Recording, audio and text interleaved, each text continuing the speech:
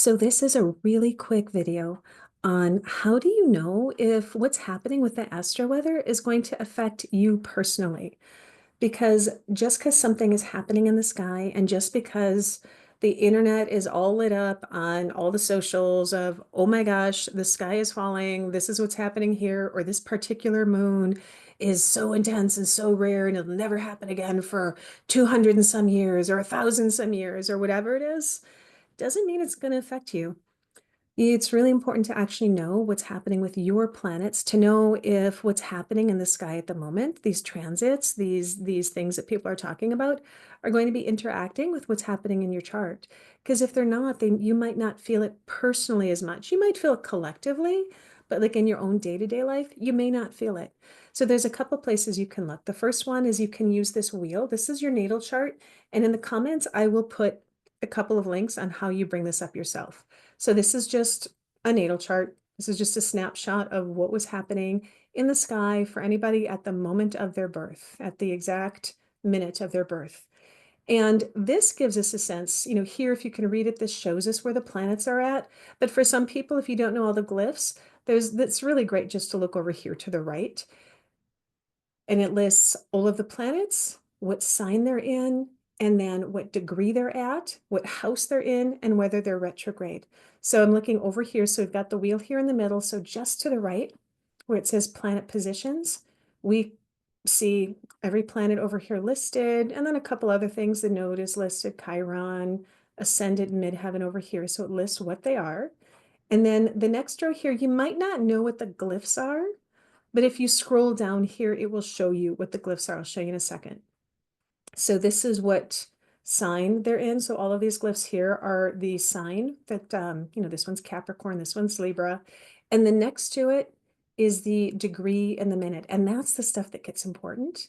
Actually, all of it's important, as well as the house. So this number over here further is the house, and then the R just stands for whether or not that is retrograde. So this one here, this is the sun is in Capricorn at 10 degrees, 34 minutes in the fourth house. We look over here, here's the sun, the matching glyph for the sun, Capricorn, 10 degrees, 34 minutes. So you can look either way. But if you're not sure what those glyphs mean, on this one here, you can scroll down and it actually gives kind of general descriptions on what it might mean to have these things. There's so much more to it than this. This is just, it's not even scratching the surface. So if this doesn't resonate, do not worry about that. But basically, though, if you do scroll down, it just shows sun is in Capricorn. So if you don't know what they are, moon here in Libra. If you don't know where the symbols are, you can scroll down to look to see what the symbols are. So this is something that's going to be important just to be aware of. Maybe you even screenshot this. Say you have, maybe you're looking at this on your cell phone. It's not directly next to this. So if you do this on your cell phone, this will come up first, and then you scroll all the way to the bottom, and then this comes up. And you might want to screenshot that, and then that will let you know where your planets are, what degree they're at, and what house they're in. And the reason why that all of that's important is, well, first of all, if you know what sign these things are in, you're going to know if what's happening in the sky right now, if Pluto is, in a certain, like Pluto's in Aquarius, and you have something in Aquarius, then you can maybe take a peek, keep an eye out for that.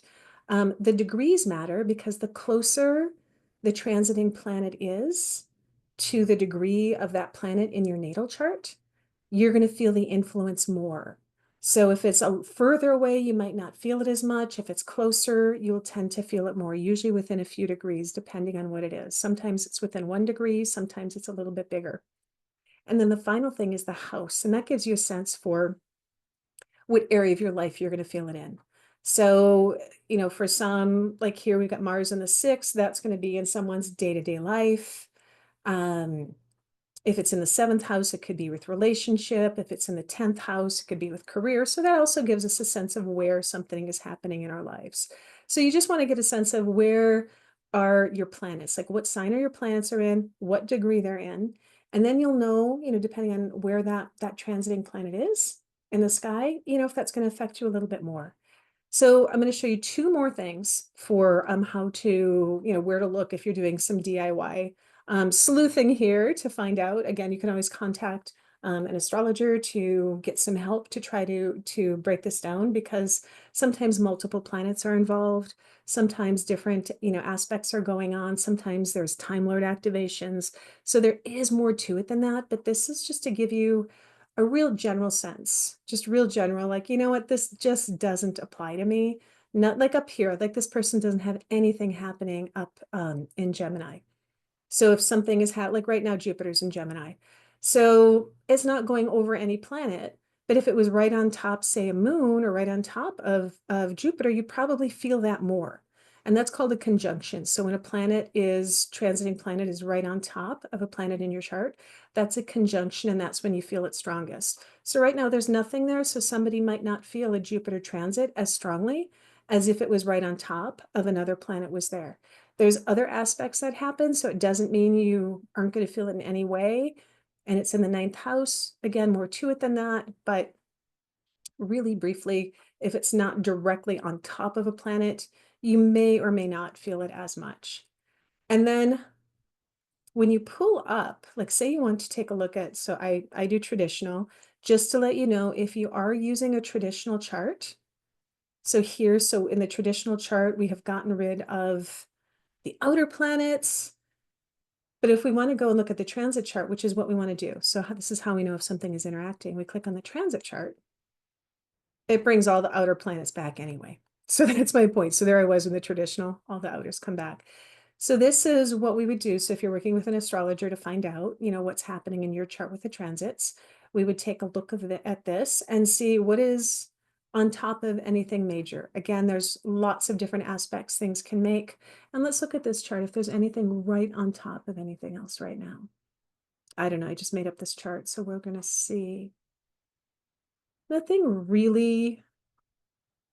Okay, here we've got over here. So there's Mercury. We have transit Mercury in Taurus at 4 degrees Taurus, and there is Saturn at 2 degrees. And so that would be a really close transit, an aspect that was happening. So this person would have felt, within the last couple of days, Mercury on top of their Saturn. Right now, there's a full moon in Scorpio. This is the moon over here. It's actually already happened. It's not directly on top of anything, but in this person's second house, they did have Jupiter. They did have Neptune. Second house can also be connected to career. So you start factoring in some of those other things when you are determining, like, how does an aspect affect you? The thing that I want to really show you, though, what probably will help the most is what I did. Okay, so we have this calculator. I'm going to put a link, show you how to do it, right? So we have the calculator, you bring up your chart right over here to the right. It shows you where your planets are, what degree they're at. If you're at the phone, you scroll to the bottom, but then you click on transit chart and it shows you where everything is in the sky. And then it is just this big mess, big mess of a whole lot that might not make any sense with all these zigzags and all that. But what you can do here is you can scroll down, and this lists all the main aspects that are happening right now. So this is also really useful. So if you want to know what is going on right now in your chart, this shows you, and whether or not you do it traditional or if you do the outer planets, it's going to come up either way when you do transit here. So it's going to show what's going on here. We've got, for example, I mentioned that Mercury Saturn. We had Mercury conjunct Saturn, and then it shows how close they are. This orb is just like how close, by degree. It's like how many degrees away it is from your natal planet. And you usually want to look within 3 degrees. And when you see the letter A that's applying, that means it's getting closer, closer, closer, closer. So you feel the buildup when it's applying. And then S is separating. And so usually you don't feel it as much when it's separating. Well, you still feel it, but it's like the peak came down. So applying is kind of building pressure, building pressure, building pressure. And then separating, the planets met, and now the transiting planet is moving away. So that's what that is. So the A is the buildup, the S is moving away, and the ones that are highlighted are within 1 degree. So that's what's happening here. And again, a thing you can try, it doesn't always work, but if you're not sure what something like, what does Mercury conjunct Saturn mean? You can click on this here, and it does give a meaning, like a general meaning. I don't always find that this applies because it depends on what house it's in and it depends on what sign it's in. This is basically saying, what does transit Mercury conjunct Saturn mean? It doesn't mean with your specific chart, like where it's happening here is Mercury is up here in Taurus and it's in the eighth house. So what does an eighth house Saturn feel like in Taurus? What does an eighth house Mercury feel like in Taurus? And then you put all of those pieces together. But nonetheless, it can still give you kind of a generic sense of what that meaning could be. So you can look at that if you want.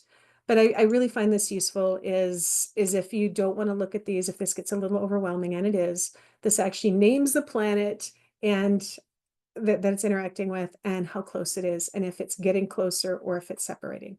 So this is just a really basic way to find out. I know, not basic at all. This is if it makes sense, it makes sense. If it doesn't, it's not, doesn't make sense that easily.